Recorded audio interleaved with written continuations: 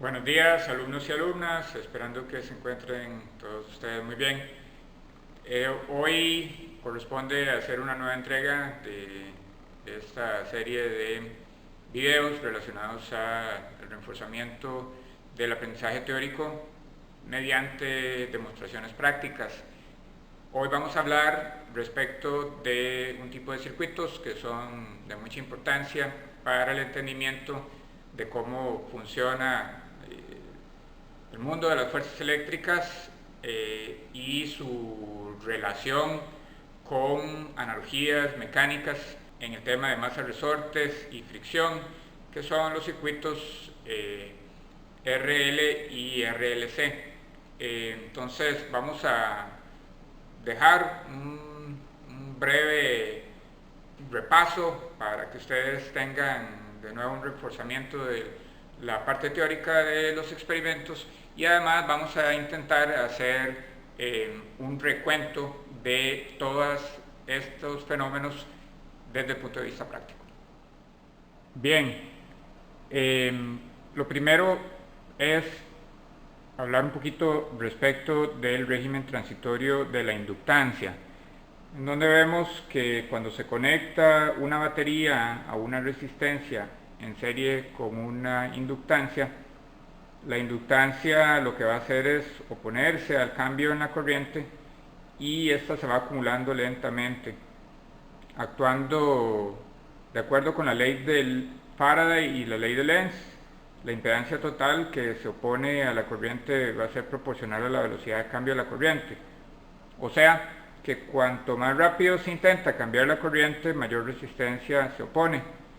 Y la corriente va a seguir acumulándose hasta alcanzar el valor que tendría con la resistencia solamente, puesto que una vez alcanzado este valor ya no habría variación de corriente y la inductancia no ofrecería ninguna impedancia.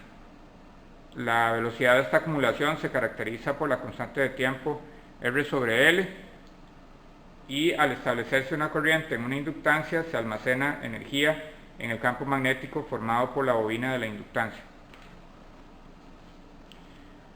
Muy bien, lo primero es hablarles respecto de el circuito RL en régimen transitorio. Este, como lo hemos demostrado por acá, es un circuito que está conformado por básicamente una batería, una resistencia y una inductancia o un solenoide, una bobina. Cuando tenemos este tipo de circuito, entonces vamos a tener un fenómeno muy interesante de almacenamiento de energía gracias al campo magnético y a la resistencia que ofrece la corriente al flujo a través del circuito, a través de la resistencia. Entonces vamos a hablar un poquito de las ecuaciones que hay detrás de esto para poder entender un poco más respecto de este fenómeno. Vemos entonces las ecuaciones donde tenemos que el circuito RL básicamente, según la ley de Kirchhoff o de Kirchhoff, va a ser representado por la primera ecuación, entonces donde tenemos la E sub 0, ¿verdad? Que es básicamente la energía potencial que hay en la batería, menos el voltaje a través de la resistencia, menos el voltaje a través de la inductancia, va a ser igual a 0. Pero como V sub R es igual a R por I y V sub L es igual a L por el diferencial de I de T, entonces la ecuación se puede reescribir como dL de I de T más R por I es igual a E sub 0. Esta es una ecuación diferencial que de manera análoga a todas las ecuaciones estas diferenciales de primer grado, cuando uno la resuelve para una condición inicial donde la corriente en el tiempo cero es igual a 0, entonces vamos a tener una solución que es básicamente exponencial y que está expresada ahí abajo, entonces donde tenemos que el cambio en el tiempo, bueno, de la corriente La función de la corriente en el tiempo es básicamente la razón de E sub 0 entre R por 1 menos E exponencial de menos t sobre tau sub L. La ecuación se reescribe entonces L por dI sobre dt más RI es igual a E sub 0. Y si esta se sujeta a una condición inicial en donde la corriente en el tiempo cero es igual a 0, entonces vamos a obtener la solución de la ecuación diferencial como I, que depende del tiempo, es igual a E sub 0 sobre R por 1 menos exponencial de menos tau sobre tau sub L. Y si se sujeta a la condición inicial donde la corriente en el tiempo cero es igual a 0, entonces vamos a tener una expresión de solución para esa ecuación diferencial en donde la corriente I, que depende de t, es igual a E sub 0 sobre R por 1 menos exponencial a la menos tau sobre tau sub L por 1 menos E a la menos t sobre tau sub L, en donde, como vemos, ese tau sub L es igual a L sobre R y es básicamente la constante de tiempo del inductor. Y el voltaje a través del inductor va a ser igual a V sub L de t, es el E sub 0 exponencial de menos t sobre tau sub L. ¿Esto qué es lo que nos describe? Nos describe, por ejemplo, el comportamiento entonces típico, ¿verdad?, de una oscilación que podría entonces estarse dando en el tiempo, o una, no llamémoslo una oscilación, sino más bien esto lo que nos describe es básicamente entonces un fenómeno dinámico que sucede en el tiempo, entonces donde tanto el fenómeno de descarga como de carga de ese voltaje a través de el inductor entonces va a estar descrito por una función exponencial. Como vemos en la figura, se muestra esa curva de voltaje a través del inductor cuando la fuente provee una onda cuadrada, o sea, que es un poco la demostración que vamos a ver aplicada de forma práctica. Para esa situación, ¿verdad?, donde t es igual a tau sub L, entonces se tiene que es aproximadamente 0.368 de el E sub 0. Es decir, tau sub L es el tiempo que hay que esperar para que el voltaje a través del inductor caiga aproximadamente al 36.8% de su valor inicial. Y vamos entonces a proceder a obtener ese tau L de la pantalla de digitalizador de señales. Muy bien, entonces esencialmente este es el equipo que vamos a utilizar para esta primera parte de la práctica y poder entonces observar la naturaleza de esas cargas y descargas que suceden a través del voltaje en el inductor. Como vemos entonces tenemos un inductor que es el elemento este conocido de videos anteriores, ¿verdad?, el famoso solenoide. Tenemos acá una caja de resistencias donde tenemos resistencias variables que podemos entonces ajustar para poder llegar al valor de resistencia deseado. Cada uno de esos botones es un rango distinto, ¿verdad? Y se pueden entonces combinar para llegar entonces a valores también complejos. Y finalmente tenemos nuestra fuente de generadora de señales o un generador arbitrario de funciones que habíamos visto en también uno de los videos anteriores ya funcionando, y en donde vamos a generar la onda cuadrada que se necesita. Y finalmente un osciloscopio en el que vamos entonces a visualizar las imágenes y también hacer un poquito de medición entonces del valor OL, que es el que nos interesa conocer experimentalmente. Muy bien, entonces básicamente vamos a ir encendiendo las cosas, ¿verdad? Y conectando para que sea de una cuestión más dinámica, ¿no? Bueno, lo primero es encender, hacer las conexiones, ¿verdad? Entonces, donde vamos a conectar primero a la salida del generador de señales un cable con el que vamos entonces a energizar eh,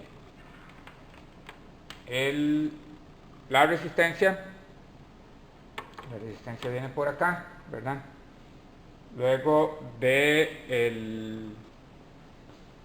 esa resistencia vamos a también a sacar entonces un cable, un elemento para conectarlo con el solenoide, y del solenoide vamos a conectar directamente a la salida del otro extremo de la fuente del generador de señales, que sería un poco como lo que se tiene por acá.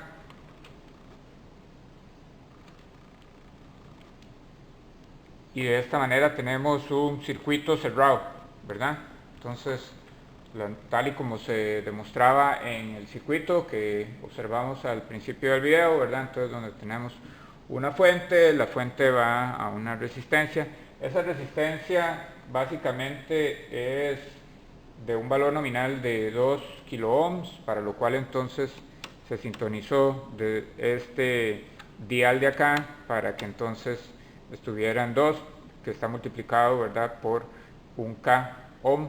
Y el inductor, que básicamente tiene un valor nominal fijo de 840 milihenrios y con un valor real de 863 milihenrios básicamente, pero que es algo que no es variable, sino que está fijo, ¿verdad? Entonces, este es el circuito a manera muy sencilla. Y después lo que vamos a ver es cómo conectar este circuito entonces con un digitalizador de señales. Para conectar el osciloscopio, entonces básicamente vamos a utilizar un cable BNC conectado al canal 1 del osciloscopio, y vamos a obtener entonces también una forma aquí práctica de poder conectar ambas cosas de forma que leamos entonces en paralelo lo que está pasando a través del inductor. Entonces este es el cable que vamos a ver por allá. Tenemos un segundo cable que vamos a conectar para poder entonces en el canal 2 vamos a conectarlo a la fuente madre, para poder entonces comparar los valores de la fuente madre con los valores de lo que se está generando en el fenómeno este transitorio. Entonces conectamos con el positivo, ¿verdad?, que viene de la fuente generadora de señales, y lo que vuelve a entrar, ¿verdad?, el polo opuesto, y que viene básicamente, digamos, de el solenoide. Protegemos muy bien estos terminales para evitar cualquier problema eléctrico, cualquier cortocircuito, descarga, ¿verdad?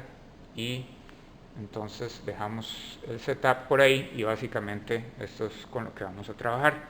Es importante entonces encender nuestra fuente generadora de señales, y básicamente vamos a trabajar con una onda cuadrada.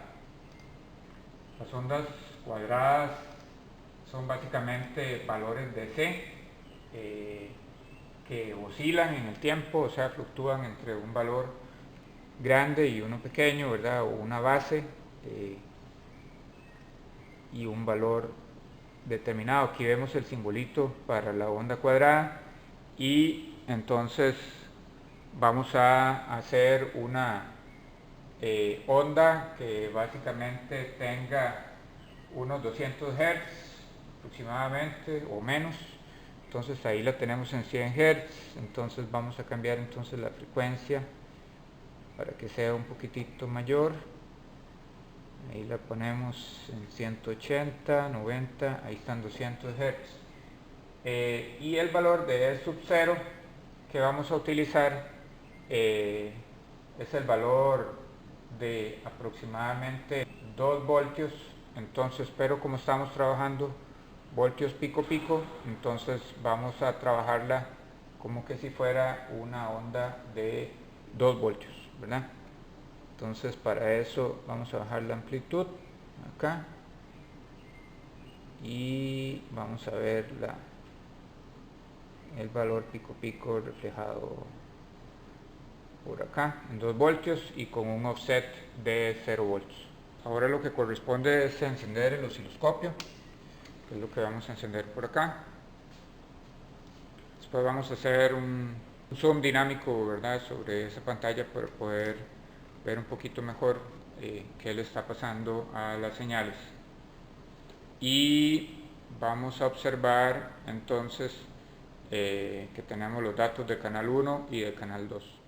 Muy bien, entonces ahora en el momento en el que encendemos la salida de nuestro generador de señales, entonces básicamente lo que vamos a ver es las dos funciones de onda reflejadas en la pantalla de nuestro osciloscopio. Hay que ajustar un poquito que en este momento la ganancia del osciloscopio está bastante alta. Ahí estamos viendo el canal 1, que es donde se está viendo el fenómeno de la carga y la descarga en el inductor, y en el canal 2 lo que estamos viendo es el fenómeno de la onda cuadrada, digamos, que genera todo lo demás.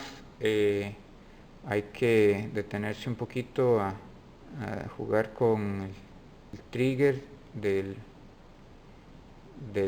pulso. Tenemos que seleccionar entonces la fuente y jugar entonces para tratar de detener esa onda de forma tal que se acople con la otra fuente del canal 1. Ahí está, tipo video, tipo flanco, y el modo de acoplamiento que se ve ahí. Entonces podemos ver a la onda cuadrada, que es la onda generadora, y a la onda que se genera como parte del fenómeno que habíamos discutido, y en donde se ve ese comportamiento entonces dinámico de la función que va a tener el voltaje en el inductor respecto del tiempo. Vean que entonces, igual, de la misma forma en la que se predecía, digamos, encontrar entonces tanto como un fenómeno de descarga como de carga en el momento en el que se utiliza la onda esta cuadrada. Veamos entonces a la onda cuadrada que genera el fenómeno, y después observamos que en el momento de habilitar el otro canal, entonces vamos a tener también como consecuencia la observación de el fenómeno que estábamos viendo. Tenemos entonces 2 voltios y 2 voltios por un lado. Ok, esto es un valor de aproximadamente 4 voltios pico pico, en donde tenemos entonces que el E sub 0 acá en la parte positiva, entonces es aproximadamente, contando desde acá, son 1 2 cuadritos, o sea, son 2 voltios según la magnificación que tenemos en este momento, la ganancia. Y por otro lado, como tenemos 1 voltio por división, entonces también tenemos menos 2 del otro extremo, y por eso entonces la onda es de aproximadamente 4 voltios pico pico. Vean que hay unas pequeñas discontinuidades en la parte donde la onda se rectifica y se vuelve de nuevo lineal, ¿verdad? Eso induce también que haya como un pequeño fenómeno de fuga, que en el momento en donde entonces observamos lo que le está pasando a el voltaje en el inductor, entonces veamos que ese voltaje básicamente es mucho mayor el pico que el E sub 0 que debería estarse observando. Muy bien, acá también tenemos para efectos de la visualización lo que nos ofrece el software Pasco Capstone para poder entonces conectar sensores a través de la interfase universal de la Pasco 550. En el momento en que tomamos registro de esas señales, entonces las vemos de esta forma. Entonces, donde vean que básicamente tenemos las dos señales superimpuestas, ¿verdad? La onda madre, que es la cuadrada, que es con un E sub 0 de 2, o voltaje pico de 4, de 2 a menos 2, y donde tenemos entonces también la carga y descarga análoga que sucede entonces en el inductor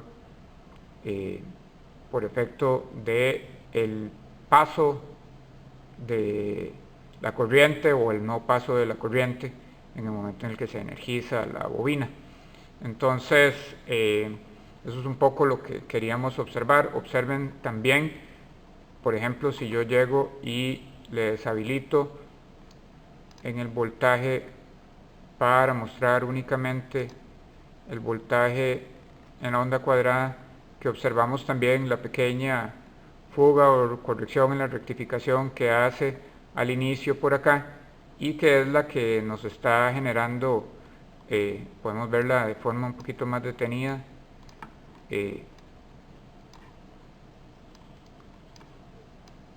por acá, y observar que eso entonces es lo que nos está generando esa respuesta en el voltaje que vemos en el inductor, que está a un nivel mucho más grande, ¿verdad?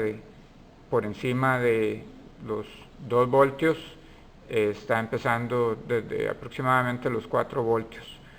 Y aquí entonces se puede observar, ¿verdad?, de manera detenida.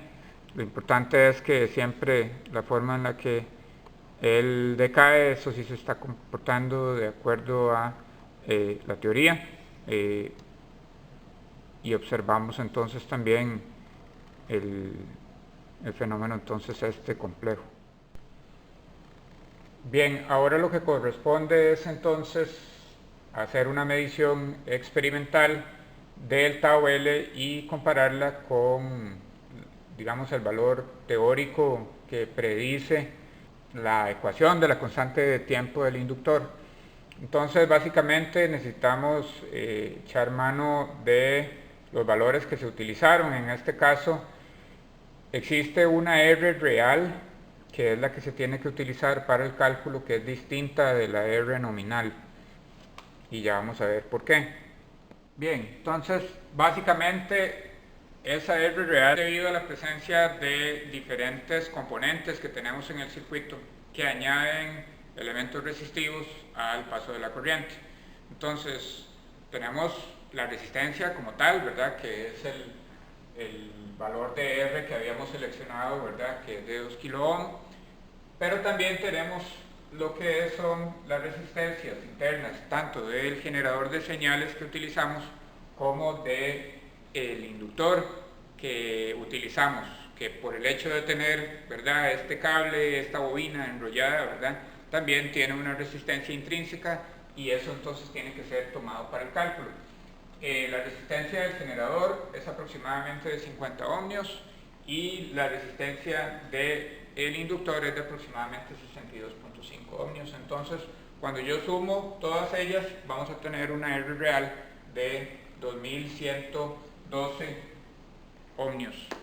Lo vemos acá entonces detallado y ya con unidades, que es muy importante, ¿verdad? Entonces, donde para obtener esa R real, entonces tenemos que sumar la R nominal esta que estamos utilizando, ¿verdad?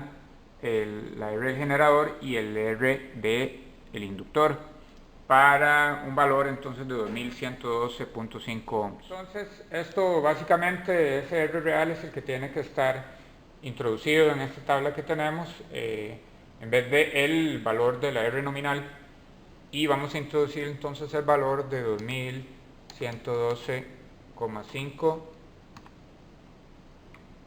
ohmios, que nos calcula entonces un valor de la constante de tiempo del inductor teórica de 4,09 por 10 a la menos 4 segundos. Entonces ahora lo que procedemos es, una vez que tenemos la curva de la carga y la descarga, ¿verdad?, del capacitor, si nosotros nos centramos entonces en una de esas curvas únicamente, por ejemplo, en esta que tenemos a la derecha, la vamos a jalar un poquitito para acá y vamos a detener a la parte esta dinámica para poder entonces estudiar un poquito mejor cómo es que esta curva se comporta en el tiempo. Entonces básicamente la podemos alinear aproximadamente por acá y entonces vemos, ¿verdad?, de forma conveniente, ¿verdad?, nuevamente haciendo un aumento en los voltajes por división en la ganancia para que sea 2 voltios y poder entonces ver la totalidad de la curva. Vamos entonces a usar los cursores, que son estos elementos que tenemos aquí, y vamos entonces a buscar dónde está, donde ese decaimiento inicia, que es aproximadamente en 4.080 volts, que es lo que tenemos, que según aparece por acá, ¿verdad? Y entonces con el cursor 2 vamos a buscar la mitad de eso, que serían aproximadamente los 2 voltios, ¿verdad? Entonces los 2 voltios los vamos a encontrar aproximadamente 1.6, 1.92, aproximadamente por aquí, 2.080, que lo tenemos por acá. Entonces eso es básicamente la mitad, digamos, del valor original, y vamos a tener entonces un delta de tiempo de 320 microsegundos. Bien, y se puede ver entonces demostrado ahí, ¿verdad? Entonces donde aproximadamente el valor inicial es de 3.76 voltios, ¿verdad? Y si buscamos un valor cercano, digamos, a la mitad, vamos entonces a encontrar que tenemos una diferencia de 296 microsegundos, y con eso entonces ya podríamos hacer el cálculo que se requiere. Estaba intentándolo varias veces y para lo cual también tengo entonces un resultado que con 290 microsegundos es más que bueno llegar y aproximar, donde a veces sube, a veces baja el valor de 4, ¿verdad?, con respecto a el valor de 2 voltios, que se supone que es el valor que corresponde a la mitad. Entonces vamos a utilizar ese valor de 290 microsegundos para el cálculo entonces de la comparación de la constante de tiempo experimental. Bien, entonces si introducimos ese valor acá de 290 microsegundos, vamos a obtener entonces un tau L experimental de 4.18 por 10 a la menos 4 segundos y con un porcentaje de error de apenas 2,44, lo cual es bastante decente. Si utilizáramos el valor también que se observó de 2.96, tenemos aproximadamente de 2.96 microsegundos, ¿verdad?, para el tau medio. Entonces vamos a tener un tau L experimental de 4.27 por 10 a la menos 4 y un error de 4,55 que es también bastante aceptable, es menor al 5%. Acá vemos la relación entonces del cálculo que se puede hacer para el tau L experimental, en donde tenemos ese tiempo medio que se mide directamente desde la curva que se obtiene en el osciloscopio o en el digitalizador de señales. Vamos a considerar entonces otra situación interesante desde el punto de vista de circuitos, en donde en vez de la inductancia que teníamos anteriormente vamos a tener un capacitor. El objetivo de esto es observar también cómo funciona un fenómeno de carga y descarga. Como bien es sabido, el capacitor se carga entre sus placas, y en el momento en el que es liberado para que libere esa carga al circuito, entonces él llega a descargarse. Entonces eso lo vamos a observar experimentalmente, y vamos también a ver un poco de la explicación práctica, digamos, teórica que hay detrás de esto. Entonces, donde ese E sub 0 fue considerado como la carga máxima sobre el valor de la capacitancia cuando el capacitor está completamente cargado, y ese tau sub c es básicamente la constante del capacitor y puede estimarse teóricamente como el valor de R por C.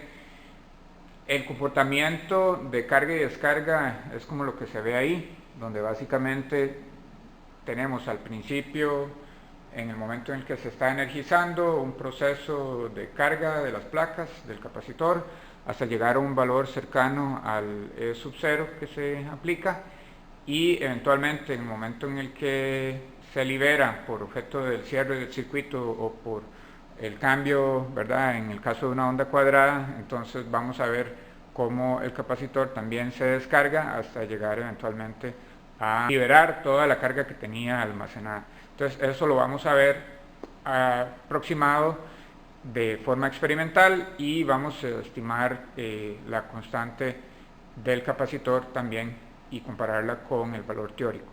El setup es esencialmente el mismo que habíamos utilizado para el caso del circuito RL.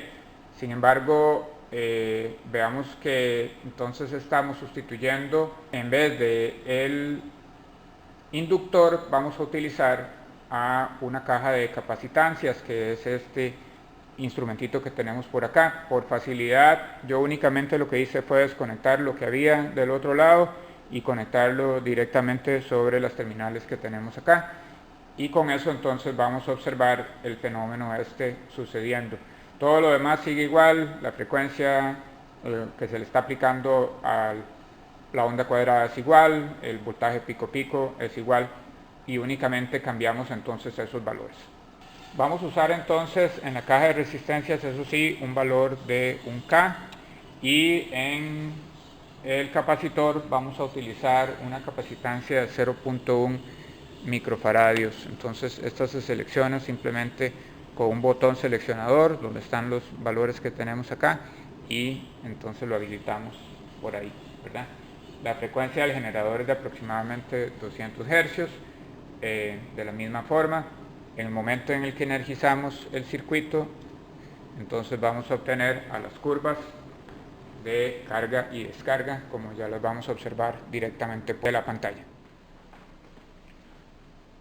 Muy bien, entonces yo espero que con estos experimentos que se realizaron hoy, con estas demostraciones, les quede mucho más claro este fenómeno de almacenamiento y descarga de carga en circuitos RL y RC. Que tengan una buena tarde, un buen día, hacer lo que sea que estén haciendo, y nos vemos hasta la próxima entrega. Chao.